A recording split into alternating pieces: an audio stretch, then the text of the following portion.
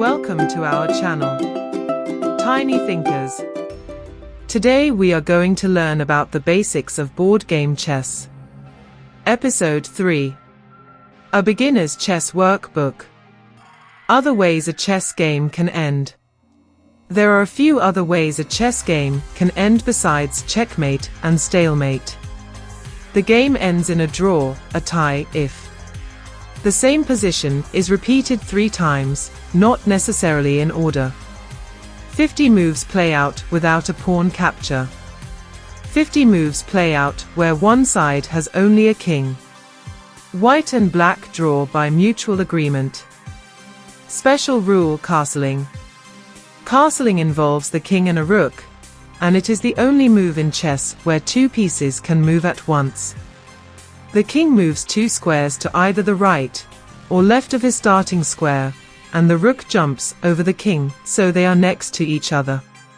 Castling is important because it enables the king to go to a safer place while bringing a rook to a more active place on the chessboard. Queenside castling.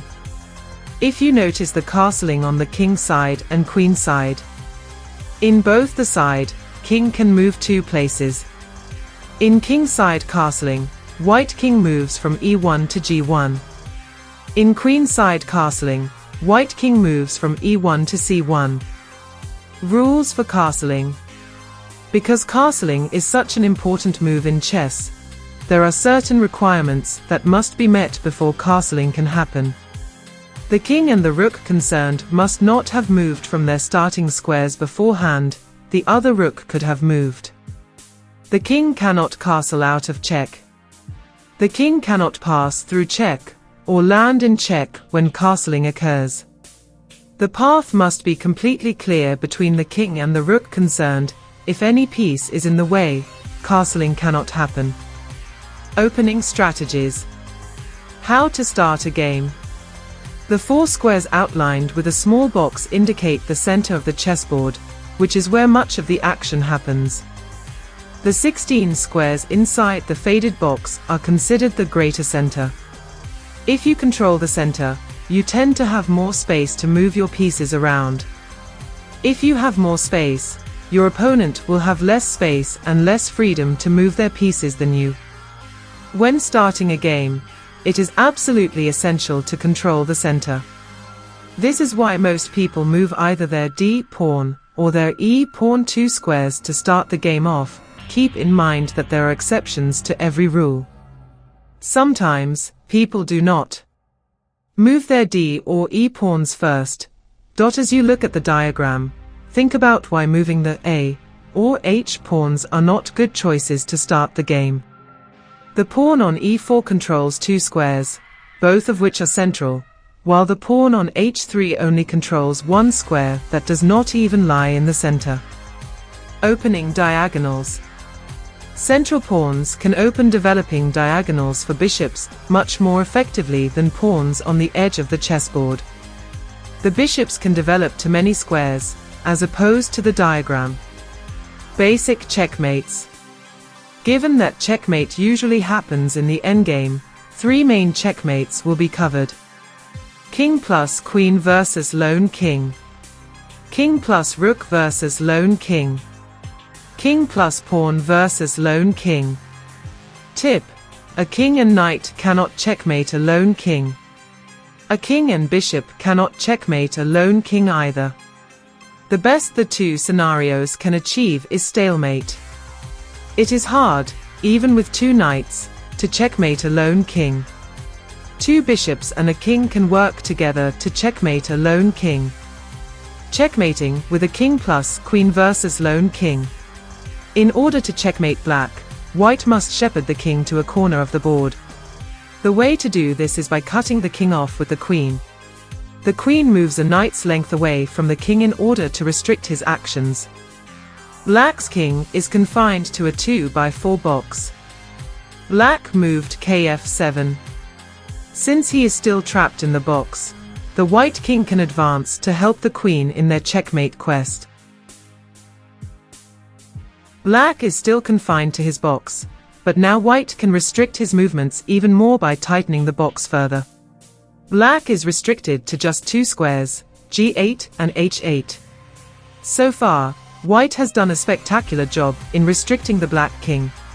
But careful.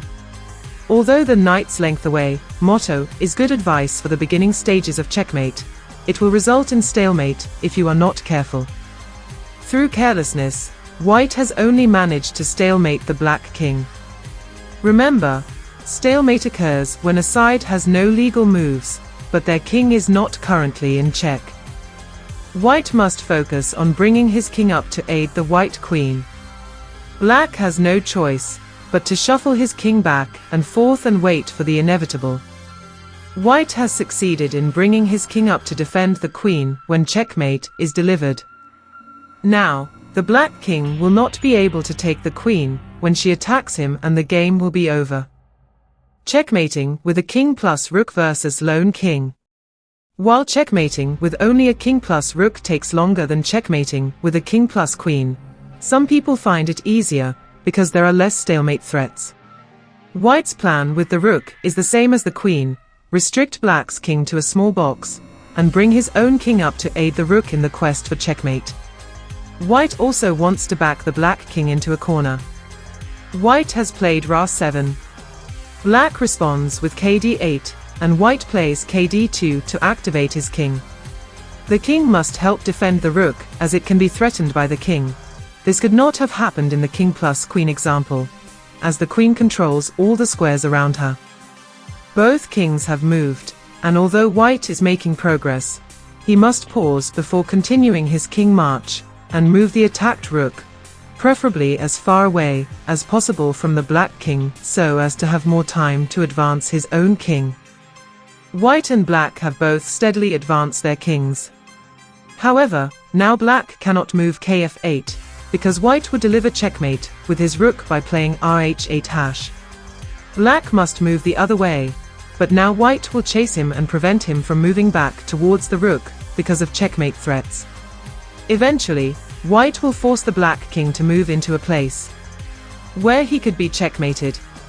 White has successfully chased the Black king to a corner of the board. Now, the Black king has no choice but to move to b8. King plus pawn versus lone king. Mastering king plus pawn versus lone king is by far the hardest of the three endgames to master. This lesson will give you a general idea of the patterns needed to complete this daunting task. Position after f7, kg7, ke7.